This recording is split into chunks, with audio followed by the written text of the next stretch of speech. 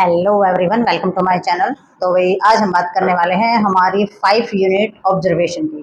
तो इस साइकोलॉजी के अंदर हमारी 5 यूनिट स्टार्ट हो चुकी है। तो इसमें सबसे जो हमारा जो चैप्टर है उस यूनिट जो है उसका नाम है ऑब्जर्वेशन। ठीक है, तो ऑब्जर्वेशन जो हमारी यूनिट है तो इसमें और भी हमारे टॉपिक हैं। तो सबसे पहले हम ऑब्जर्वेशन के बारे में ही जानेंगे।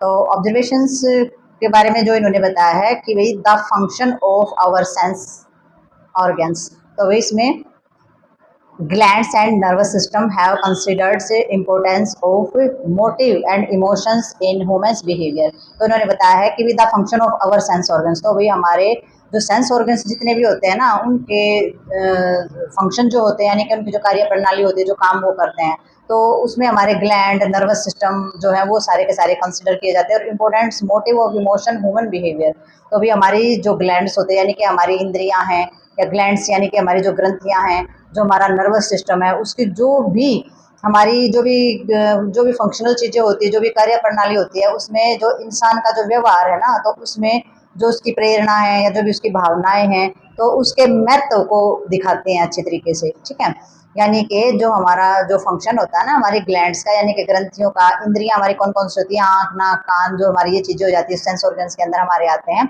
तो हमारे जो इंद्रियां हैं या फिर हमारी जो ग्रंथियां यानी कि जो ग्लैंड्स हैं और जो हमारे सेंस ऑर्गन्स हैं या जो हमारा नर्वस सिस्टम है, उसका जो भी फंक्शन है वो प्रेरणा भावना इन सभी का जो महत्व होता है ना, तो उसको मतलब अच्छे तरीके से रेखांकित करती है यानी कि अच्छे तरीके से कंसिडर करती है, दिखाती है।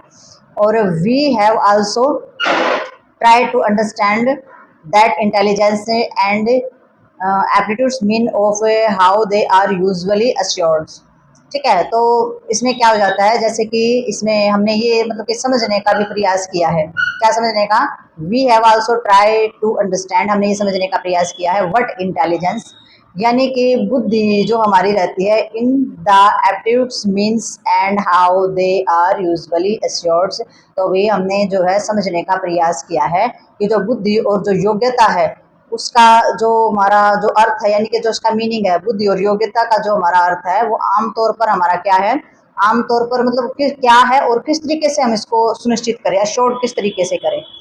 ठीक है, यानी कि हमने समझने का प्रयास किया कि जो बुद्धि है हमारी की भी जो किस इंसान के पास कितनी बुद्धि है, कितनी उसकी योग्यता है, कितनी उसकी क्षमता है। तो ये जो चीज़ें जानने के लिए आमतौर पर मतलब कि कैसे सुनिश्चित करें कि भाई ये इंसान जो है इंटेलिजेंट है, ठीक है, और इसके अंदर इतनी बुद्धि है और इसके अंदर इतनी योग्यता है। तो वो जो चीज़ें हैं उन चीज़ों को जानने के लिए, उस चीज़ों को श्योर करने के लिए हमें ऑब्जर्वेशन की जरूरत पड़ती है। क्योंकि ऑब्जर्वेशन किसको बोलते हैं? ऑब्जर्वेशन होता है अवलोकन करना किसी भी चीज़ का। तो we discuss a mental activity called observation. तो भाई हम जो है जो ऑब्जर्वेशन हमारी रहती है, तो ऑब्जर्वेशन नाम का एक जो हमारी मानसिक जो हमारी एक्टिविटी होती है उस पर हम क्या करते हैं, डिस्कस करते हैं। यानी कि जो हमारी मेंटल यानी कि मानसिक जो हमारी एक्टिविटी होती है ना उसके ऊपर हम डिस्कस करते हैं, यानी कि अवलोकन करते हैं, जानते हैं, उस जो ऑब्जर्वेशन होती है उसके ऊपर हम बातचीत करते हैं। This is mental activity play an important role our learning in general. तो भाई जो हमारी जो यानी कि जो मेंटल एक्टिविटी होती है वो बहुत ज़्यादा महत्वपूर्ण रोल अदा करती है कि आप सामान्य रूप से जो भी कुछ सीखते हैं ना, तो हमारे सीखने का जो भी काम होता है वो हमारी मानसिक जो गतिविधि होती है वो बहुत ज़्यादा इसके अंदर रोल अदा करती है। जैसे कि लर्निंग इन जनरल यानी कि हमारे सीखने का, या फिर and the thinking and reasoning यानी कि किसी भी चीज़ के बारे में सोच विचार करने का, चिंतन करने का, या फिर रीजनिंग यानी कि तर्क में जो है महत्वपूर्ण भूमिका ये हमारी निभाती है। तो जो ऑब्जर्वेशन है उसके अंदर जो हमारी एक्टिविटी आ जाती है, किसी भी चीज़ को ऑब्जर्व करने के लिए हमें कौन सी चीज़ें महत्वपूर्ण होंगी भाई, किसी चीज़ को ऑब्जर्वेशन के लिए हम उस चीज़ के बारे में सीखेंगे, जानेंगे, उस चीज़ के बारे में, उस चीज़ के बारे में सोच विचार करेंगे, फिर उसके तर्क वितर्क करेंगे, तभी तो उसकी ऑब्जर्वेशन कंप्लीट होगी, तभी तो हमें पता चल पाएगा जो चीज़ सही है या गलत है, हमारी ऑब्जर्वेशन सही है या गलत है, यानी जो हमने समझा है वो चीज़ें सही है या गलत है। तो इसमें से सारी की सारी चीज़ें जो है वो महत्वपूर्ण रोल अदा करती है। हमारी जो मेंटल एक्टिविटी होती है सारी की सारी वो बहुत ज़्यादा महत्व इसके अंदर उनका होता है। ठीक है, तो नेक्स्ट देखते हैं इसके अंदर हम। तो भाई अब हम इसमें बात करेंगे कैरेक्टरिस्टिक ऑफ ऑब्जर्वेशन। तो ऑब्जर्वेशन जो होता है उसमें हमारी क्या क्या विशेषताएं रहती है ऑब्जर्वेशन के अंदर, जब हम अवलोकन करते हैं किसी भी चीज़ का तो कौन कौन सी विशेषताओं पर ध्यान देते हैं। तो सबसे पहले जो इन्होंने बताया है कि human sense organ are fully and systematically used in observation. तो भाई ह्यूमन सेंस, हमारे सेंस ऑर्गन्स जो होते हैं, एक मानव जो होता है, इंसान जो होता है, उसके अंदर जितने भी हमारे सेंस ऑर्गन्स होते हैं यानी कि हमारी जो पांचों इंद्रियां जो होती हैं, ठीक है, तो वो हमारी फुल्ली सिस्टमेटिकली यूज होती हैं, यानी कि पूर्ण रूप से और व्यवस्थित रूप से उन सभी चीज़ों का प्रयोग किया जाता है यानी कि कैसे जब हम किसी चीज़ का अवलोकन करेंगे तो अच्छे से उस चीज़ को देखेंगे, सुनेंगे, जांचेंगे, परखेंगे।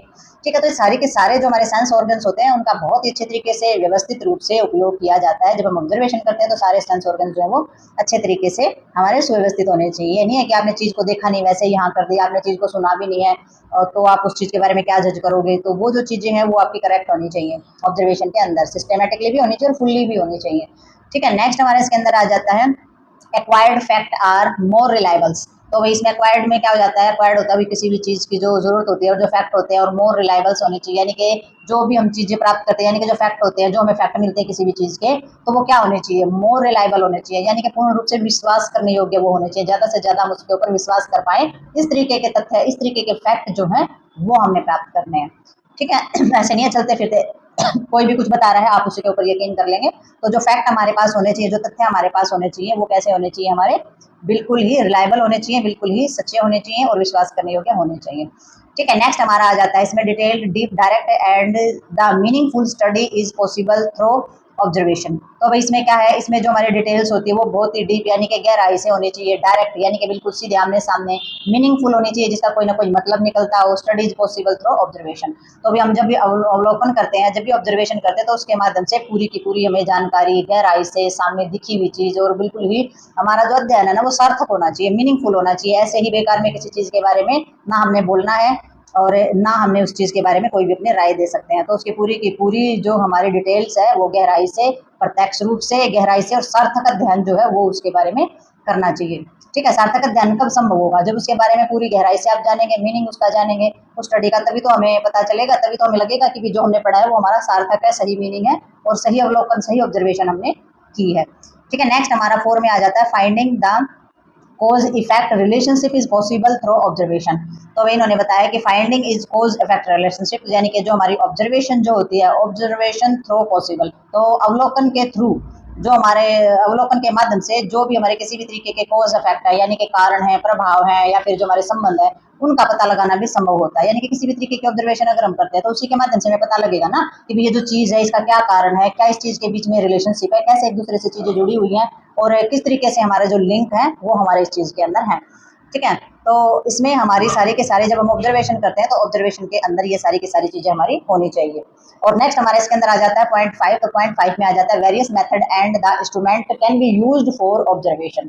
तो भाई हमारे जो ऑब्जर्वेशन जो होती है उसमें अलग अलग जो हमारे मेथड अपनाए जाते हैं, अलग अलग हमारे इंस्ट्रूमेंट यानी कि उपकरण का प्रयोग किया जाता है। तो अलग अलग मेथड अपनाए जाते हैं, अलग अलग इंस्ट्रूमेंट यानी कि उपकरण जो होते हैं वो यूज किए जा सकते हैं, उनका यूज किया जा सकता है, यानी कि जिस भी तरीके की हमारी ऑब्जर्वेशन है उसी तरीके की चीजों का इस्तेमाल आप पूर्ण रूप से कर सकते हैं। नेक्स्ट इसके अंदर हमारा आ जाता है भाई पॉइंट 6। तो पॉइंट 6 के अंदर इन्होंने दिया study through preparations is observation. ठीक है, तो स्टडी थ्रो प्रिपरेशंस के अंदर हमारा आ जाएगा परसेप्शन आ जाएगा इसके अंदर। तो इसमें जो हमारा है कि जो हमारा अनुभव है किसी भी तरीके का, जब ऑब्जर्वेशन का हमारा किसी भी तरीके का जो अनुभव होता है, यानी कि हम प्रत्यक्ष रूप से किसी चीज़ का अनुभव करते हैं तो उसके माध्यम से जो भी हम स्टडी करते हैं तो वो हमारा क्या हो जाता है, वो भी हमारा ऑब्जर्वेशन ही बोला जाता है। ठीक है, ऑब्जर्वेशन का मतलब क्या है कि भी कोई चीज़ हमें सामने दिखाई दे रही है, हम उस चीज़ को एक्सपीरियंस कर रहे हैं, तो वो एक्सपीरियंस करने का माध्यम क्या है, हमारा लर्निंग प्रोसेस ही, हम सीख ही रहे हैं और वो भी एक तरीके की हमारी स्टडी ही हो रही है। ठीक है, तो वो जो अध्ययन हम करते हैं प्रत्यक्ष रूप से, अगर चीज़ों को देख करके अगर हम कोई चीज़ें सीख रहे हैं उसके माध्यम से, तो वो हमारी वो उस तरीके की जो स्टडी हम करते हैं तो वो भी अवलोकन ही कहलाता है। ठीक है, तो ये हमारी विशेषताएं होती हैं ऑब्जर्वेशन की। तो ऑब्जर्वेशन में सबसे पहले आपने सारे के सारे जो हमारे जो ऑर्गन्स होते हैं वो अच्छे तरीके से काम करते हुए होने चाहिए, वही सारे के सारे फैक्ट जो है वो विश्वास करने योग्य होने चाहिए, डीपली गहराई से, डायरेक्ट और मीनिंगफुल चीज़ें जो है वो हमने उस चीज़ के अंदर डालनी, नहीं तो हमारी ऑब्जर्वेशन सही नहीं रहेगी। ठीक है, और कारण जो है, किसी भी चीज़ का कारण है, किसी के बीच में किस तरीके के संबंध हैं, किस तरीके के लिंक हैं, तो वो सारे के सारे ऑब्जर्वेशन में हमें पता चलने चाहिए। और जो मेथड है, अलग है मेथड और इंस्ट्रूमेंट जो है वो हमारे ऑब्जर्वेशन के अंदर होने चाहिए, अलग अलग में अलग अलग का इस्तेमाल किया जा सकता है। और जो हमारे परसेप्शंस हैं ऑब्जर्वेशंस के अंदर, तो वो हमारे सारे के सारे अनुभव जो होते हैं उनसे जो चीज़ें सीखते हैं वो भी हमारा ऑब्जर्वेशन ही कहलाता है, अवलोकन ही कहलाता है। ठीक है, तो नेक्स्ट देखते हैं हम इसमें। तो भाई नेक्स्ट हमारा इसके अंदर टॉपिक आ जाता है फैक्टर अफेक्टिंग ऑब्जर्वेशन। तो भाई फैक्टर अफेक्टिंग जो हमारी ऑब्जर्वेशन हमारी रहती है, तो वो जो हमारी रहती है तो इसके अंदर क्या आ जाता है, ऑब्जर्वर कैन द प्रेजुडिस ठीक है। तो इसके अंदर जो फैक्टर अफेक्टिंग ऑब्जर्वेशन में ये चीजें आती है कि जो अवलोकन किया जाता है उसको प्रभावित करने वाले हमारे फैक्टर यानी कि जो कारक हैं वो हमारे कौन से हैं। ठीक है। तो वो जो हमारे कारक हैं उनमें सबसे पहले आ जाता है कि वी ऑब्जर्वर कैन बी। तो ऑब्जर्वर कौन है हमारा, ऑब्जर्वेशन करने वाला। तो अवलोकन करने वाला जो होता है वो हमारा कैसा हो सकता है, प्रेजुडिस यानी कि पक्षपाती जो है वो हो सकता है।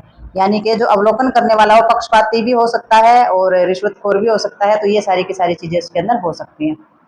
ठीक है। नेक्स्ट हमारा इसके अंदर आ जाता है सब्जेक्ट ऑफ ऑब्जर्वेशन में not be of the observer in the interest और बियॉन्ड हिज लिमिट और वेरी डिफिकल्ट फॉर हिम। ठीक है। तो जो भी हमारी जो ऑब्जर्वेशन की जाती है, तो ऑब्जर्वेशन का जो विषय है तो उसमें जो हमारा ऑब्जर्वर होता है उसका सबसे पहले देखा जाता है कि उसका इंटरेस्ट का ना होना, कि भी उसका इंटरेस्ट ही नहीं है उस चीज में। ठीक है। और उसकी जो लिमिटेशन वगैरह है, उसकी जो लिमिट वगैरह है उससे भी परे हो और उसके लिए बहुत ही ज्यादा वो डिफिकल्ट भी हो सकता है। तो ये देखना बहुत ज्यादा जरूरी है किसी भी सब्जेक्ट के बारे में। अगर ऑब्जर्वेशन अगर आप कर रहे हो तो ये चीजें भी हमारी परेशान करती हैं कि हो सकता है आप में आपका उसमें इंटरेस्ट ना हो, आपको बहुत कठिन लगती हो या फिर आपकी लिमिट से वो चीजें बाहर हो। तो ये चीजें जो है ये ऑब्जर्वेशन में बाधा बनती हैं। ये फैक्टर जो है ये बहुत ही ज्यादा प्रभावित करते हैं हमारे।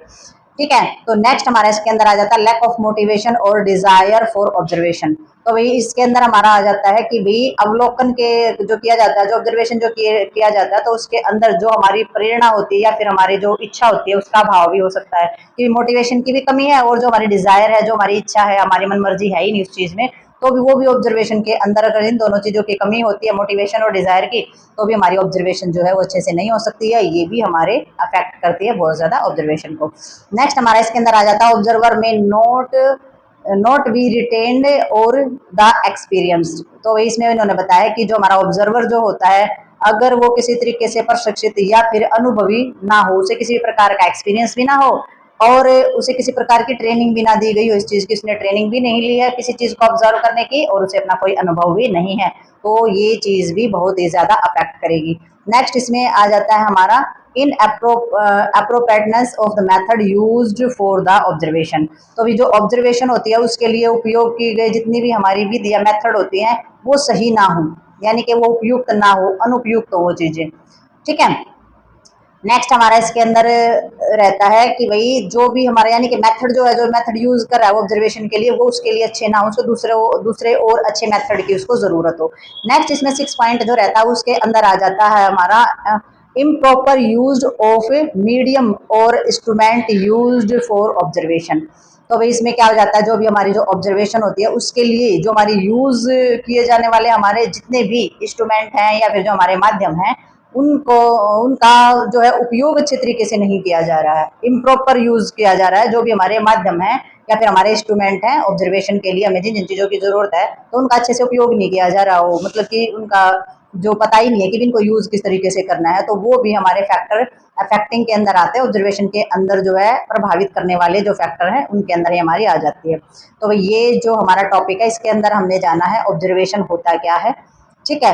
ऑब्जर्वेशन में क्या होता है, ऑब्जर्वेशन में हमारे एक्सपीरियंस के आधार पर या जो चीजें हमें प्रत्यक्ष दिखाई देती है उनके बारे में हम जिन चीजों के बारे में पता लगाते हैं तो वो हमारी ऑब्जर्वेशन होती है। तो इसमें हमने कैरेक्टरिस्टिक जानी है कि भी एक ऑब्जर्वेशन जो सही होती है उसकी क्या क्या विशेषताएं होती हैं, और इसके अंदर जाने हैं कि कौन कौन सी चीजें ऐसी होती है जो हमारी ऑब्जर्वेशन में बाधा उत्पन्न करती है और हमारी ऑब्जर्वेशन जो है वो 100% सही नहीं हो पाती है। तो ये तीनों चीजें हमने इस टॉपिक में पता की हैं। तो ये जो टॉपिक है ये हमारा यहीं पर होता है कंप्लीट। तो मिलते हैं नेक्स्ट टॉपिक और नेक्स्ट वीडियो के साथ, तब तक के लिए like share subscribe and comments करते रहिए।